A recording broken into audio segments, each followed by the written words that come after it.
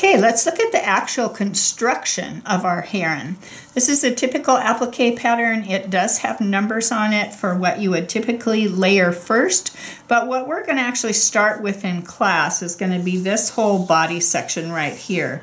The head and neck can all be taken and put together as a unit, and this all together as one unit, because the whole head section slides under the body. So we're going to come back to that. But right now I want to just talk about this base body shape that I indicated earlier in the slideshow. So here's that first base layer. So that means that it actually covers this entire section, so that you can now have a base upon which to build all these multiple layers, and that is your first unit.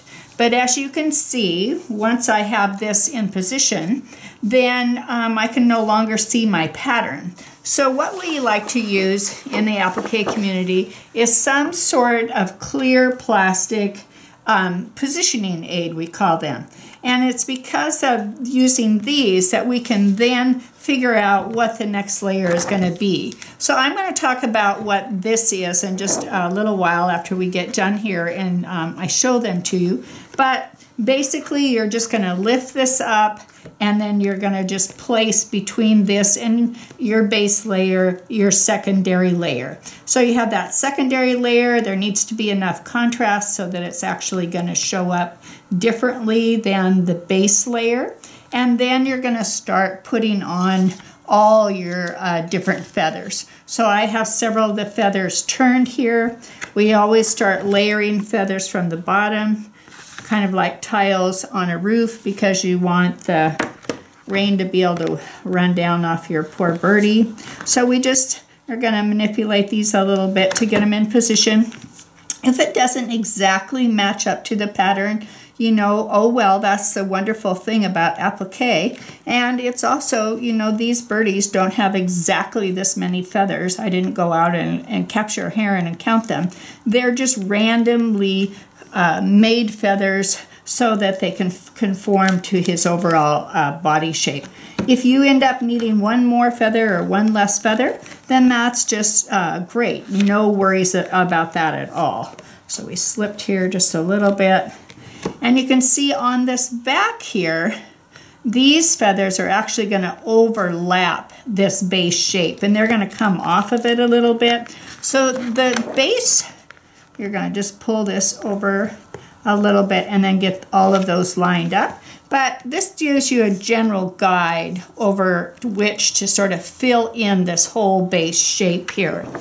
So when you're cutting out this base shape, remember that this whole edge from where the secondary layer lines up here, all along this back edge, doesn't actually have to be turned, because it's going to be underneath all these other layers.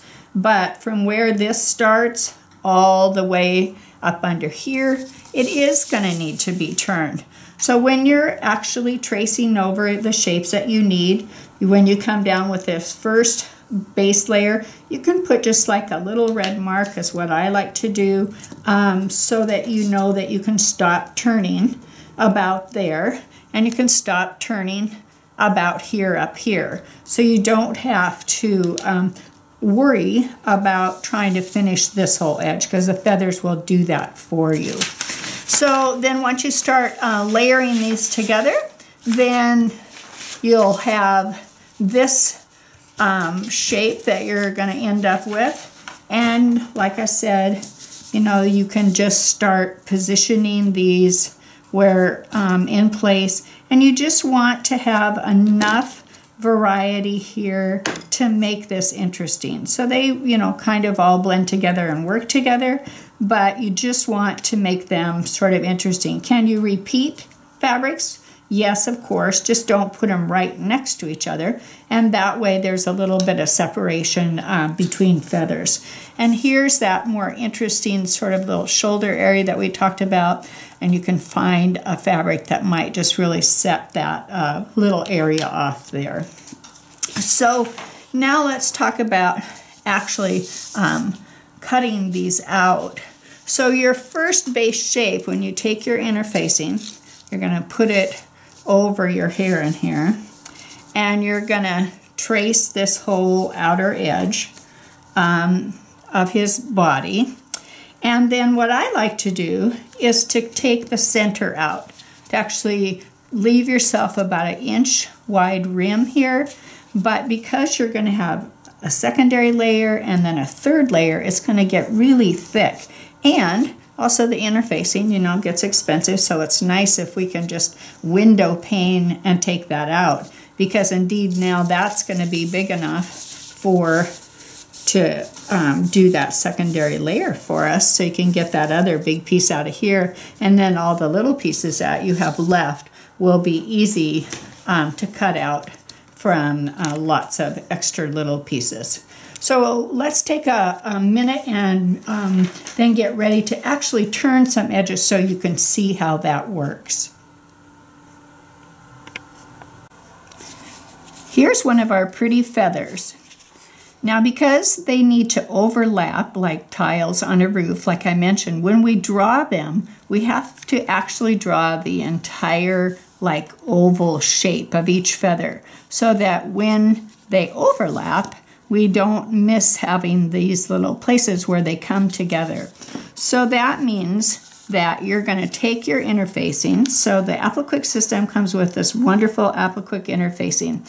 And this interfacing is not like any other I've been able to find in our country yet. So one side is the shiny side. I don't know if you can see that in the camera. And one side is just flat.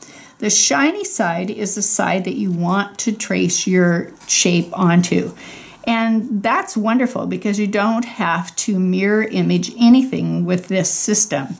So you're going to take any pencil, we'll do it just so that you can see this in the camera a little bit better. I'm actually do this in green, but you would want to trace, when you trace this one, you're going to want to come up behind where this is, so that you'll have plenty of room for that other one to overlap. And I just make an egg shape basically with all of them. And then you would cut that shape out. So you would cut this right out exactly on the line. And you want to make sure that when you do cut these out, that you're very careful with your template shapes, because this is the exact shape you're going to end up with. So if you're kind of sloppy and you get little crinkles or little split ends or something, then that's what you're going to turn to too. So do take some time when you're cutting these out. These are these wonderful little scissors with very sharp tips, micro serrated edges, so they really hold on to the fabric. But also they have this wonderful third place for your finger. So your thumb goes in here like normal, but it's your third finger that goes in here, and then this one here. And that way you have 3 points of contact and really lots of control when you're cutting out, especially really small little pieces. So cut that right on the line for the exact shape that you're going to need. And then let's take a look at turning our edges. So these are our turning forks, and I'm going to start with this secondary layer shape that we have that goes on top of the base shape. And you can see that I don't have much of a seam allowance. So outside of your shape, which you are just going to take to your iron, I'm just going to take it right over here to my iron. I'm going to hold that down for 8 to 10 seconds firmly and really just iron that on there so that it sticks. And then I would come back and I would cut this out with this very small little seam allowance. So you don't need much, and always onto these inside curves, you're going to want to give a little clip, not all the way to you want to stay a couple threads back from the actual interfacing, but you want to be able to give that a little bit of give so that it can make a really nice inside curve. When I have a really tight inside curve like this, I actually just go around that whole area, and I would want to then just cut straight into that.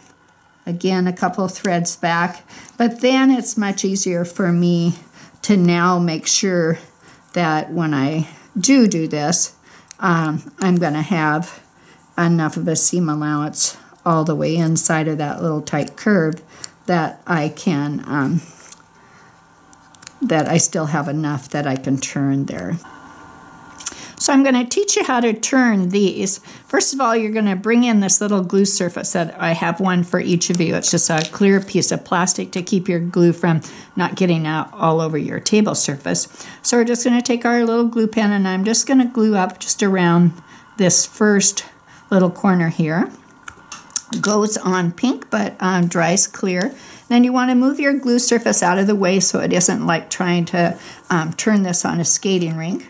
Hold your fork into position, and I'm just going to bring that corner under and make sure that I get all of those little threads on that inside curve down. And then I'm actually going to not keep sweeping around this. I'm going to go to the other side and really press that down and maybe even just do this straight stretch here, because I want to come back in here, because if I just kept sweeping around, I'd end up with one big, huge fold right there, little crease. So what I like to do on these is just sort of, it's like conquer and divide, or like doing a pie crust. So I just take little bits. So here now is a little, and you can take these and they're almost like a little knife edge, and you can just sort of take the middle out of these little extra little folds. It's kind of like easing in, you know, a gathered skirt. And then you just want to take your points or your bevel and just make sure to flatten that all out and make sure that it's nice and tight. And then the second one, I'll just do another one just so you can see that one more time, because you're going to have a fair amount of curves as you go around all of those feathers. So scoot that out of the way. So I've started over here just to get my corner in, and then I'm going to start on the other side of this and just sweep. And the more you can just sweep like this, just sweep it instead of like, it's not like you have to fold it over like this. Is the more sweeping that you can get used to doing, the faster it will go. And then this is the area again that I just want to hold onto with my fork, and I'm just going to go ahead and take that in half there, and then I can just ease that little gather in. So whenever you have, that's what you want to do on circles or outside curves. And remember too that you can always, if it isn't looking like you want it to look and the glue is still nice and moist, so say, let's see, and then if I did this, then I would end up with that point there, that ridge there. Just keep your bevel flat, and you can just always push that back up so that you have an opportunity then to go back and fix that so you don't have that little place where it's creased or puckered that you don't like. And then you would just continue on. It gets easier after this tight end down here. So each of you have a practice feather shape. So each of you have a glue surface and one of these. And that way you can get started on your practice piece. And just remember that these are like all the different feathers, and you want to just do what I just did and go ahead and start these feathers down at your tip and get that turned, and then go to the sides of that until you have that place where you can go between there and you can start working those little creases in there. And then, of course, these straight stretches are just so easy to just sweep right over. So practice on your practice piece, and then you can move on to your other pieces. I also want to show you what to do when you have a point. So most of you are familiar in the applique world. When we come out to a point, we cut our seam allowance and we try to bring it way out here, because you're going to turn it over and you have that little flap or little puppy dog ear, I like to call it, and you had to trim back underneath of that and cut that away, and then fold your other side over and try to trim that back. And it always leaves a big bump at the end and doesn't actually make a very nice point. Even when you're needle turning, you know, it can be very difficult, especially if you have fabric that you've chosen for this that is not necessarily a batik and has a lot of fraying possibilities to it. So in the Aplliquick world, we make this much easier. So where you've got this way out there, I'm actually going to just lop that entire thing off. Instead of trying to somehow get all of that fabric into there, I'm just going to go a little bit out, just like a normal seam allowance, and I'm going to cut that away. Get rid of that. And then I like to angle back on both of these sides so that I have a chance of actually getting that into that point. So just angle this back. And that's why these, you know, smaller applique scissors are just so precious to all of us. And then anytime I am going to have to work a little harder, futz away with getting a very complex shape, an inside curve or a point or something, I like to isolate this area. So I'm actually just going to take and make myself a little clip right here and a little clip on this side so that I don't have to keep fighting it, because this part will be really quick. So let's do that point here. So I'm going to go ahead and glue this up just between where I clipped it and at the end here. And get this out of my way. So now you'll notice that our fork is way too big for that actual tip there. So on both ends of your rods, you also have this wonderful point. So in this instance, usually we're trying to sweep, like I said, as much as possible. But in this instance, to get this, I'm going to take this way down here, really hold onto it tight, put my bevel up so that I can actually scoop under that. And that is going to turn over that point first. And I'm going to mash it down there so that I'm sure that it's not going to fray at that end of the tip and I don't have to worry about that. Then I can go back to my fork to hold that in position. And you always want to hold your fork close to the edge. If it's too far away, you have it just has the point of turning the whole shape up. So I'm just going to go right down here, and then I'm just going to mash that really down into the point. And you can go along here and just sort of push that into the glue. And we'll do the other side. I like to work, go away from me when I'm doing this. So we'll hold on again. I'm going to take my bevel up again, and I'm going to come into this point and really push that down, and then we'll just go to where I've got the clip there. And then you can always turn to this other side, and you can hold on to that, and you can just really push this into position. If you have any little problems, you can also take this and you can work, like especially on curves and stuff, tight little circles and stuff. You can use your bevel to sort of push under any little threads that you need. But now you can see that you have a really, really small, nice little point of the beak, and you don't have to worry that that end's going to fray at all. So these have made inside curves, complex, tiny pieces, and points so much easier. So then let's take a look at that. So here's a really complex piece when we get up towards his eye. So you can see that I've traced it out here on the shiny side. And what I want to give you the opportunity to do too, for those of you especially who are a little bit more experienced at applique, is to consider doing reverse applique for the actual eyeball. So what you would do in that case is you would go ahead and cut this out, as I said, you know, just normally cut that shape out that you need. But then you would go back in and you would actually, once again, you would take out the center.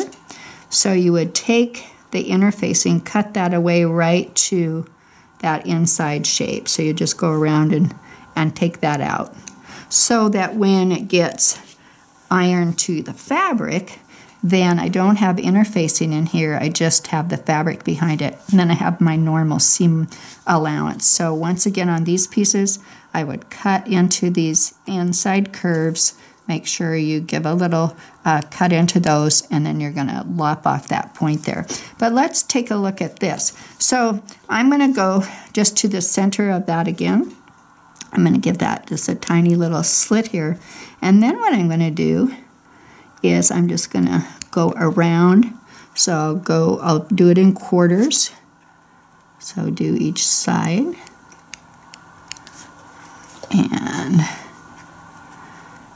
And then you have to do it in eighths.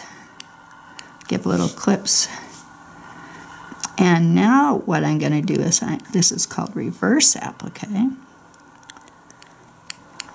I'm not quite sure where I started there. If we have to give another one, we will. Okay, so now I'm going to glue this up here.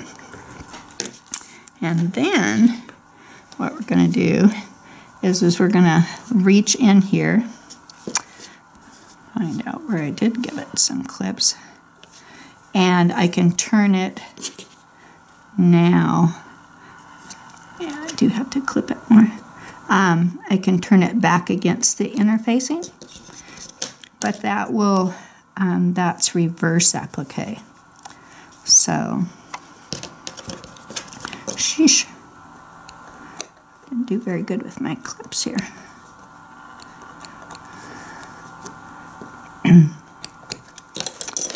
Okay.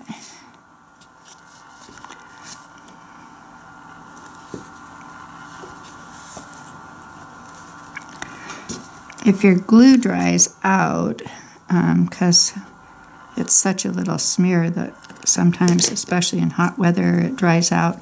And I'll show you later a little tip for your glue pens too, to keep them so that they don't do that quite so much.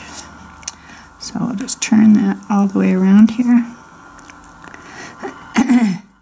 And now what's going to happen with that is, let's pull our Mr. Heron back over here, is now when I get this all turned, I can actually slip his eyeball beneath there and put it underneath it there. So it's actually, you know, firmly anchored into his head and not just sitting on top. But of course you can just put them on top too. With animals, their eyes are of any size, I always reverse applique them. They actually look much more realistic. If they're too tiny, you can just build them on top.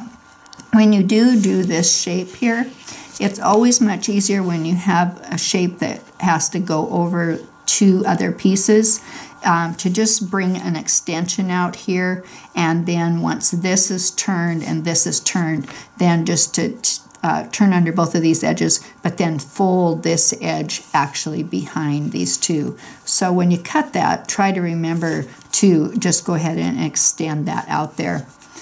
And then let's move on here to showing you the head and the neck next, how that's going to work.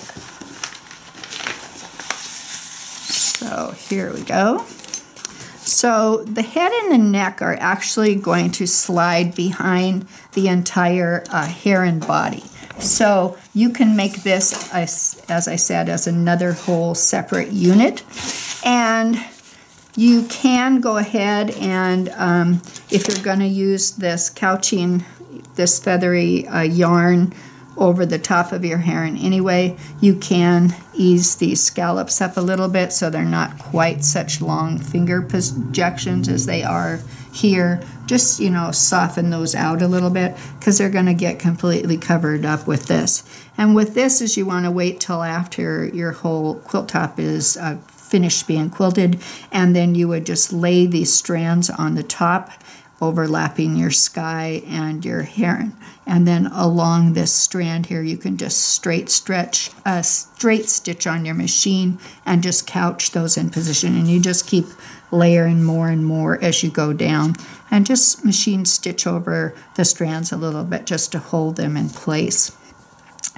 I included in the pattern this little piece here, because this head and neck is such a big piece, it can have the tendency to visually fall a little bit flat. So I did add another little piece that can go in here, and it can either be a little highlighted piece, a slightly different color, a little shaded piece, but that will help sort of break that up a little bit. I have a few sample pieces for that in the share pile that you can look at too.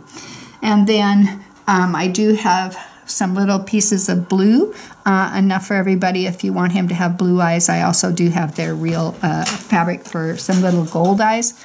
Once you have done your Aplliquick for a while, you can turn these little tiny eyeballs. But if you want to just, fuse on these little tiny pupils, you can just go ahead and fuse those in position too. But then you can take this, and then if you have done this, you can see that you can add that right over the top, and then his little eye will show right through. Plus you can leave it so that there's, scoot it a little bit so there's a little bit more white showing, so they have the white part of their eye showing too. So, and that's how that goes. Remember, the little crown that goes on top is going to fit over the top of this all a little bit. So it's going to go a little bit onto the sky and a little bit right over the top of his head, like a little crown. Then everything, remember, can get pin and glue basted. So when you have something in position, like some feathers, and you're ready, you know where you want that next one, then one of the other things that I want to give you for free is what I call your pat smear stick. And I have been a nurse for 35 years, so I come up with these crazy ideas. It's just a laminated piece of construction paper, so don't freak out. And what you're going to do is just take your glue stick, and the operative word here is smear. And what you want to do is just scrape the side of it just a little bit. Just get a little smear of that glue. And when these are in position, then what you can do, because this is flat, so it goes underneath things very easily, is you can just go under here and you can just glue base that together. So you can take a bunch of feathers, glue baste them into position, maybe put a couple of little pins in, and then you can hang that up on your design wall, step back a little bit, and audition all those feathers and see if you want to, move them around or into position. But use your little pap smear sticks to get everybody sort of tucked in before you're ready to sit down and hand or machine applique this.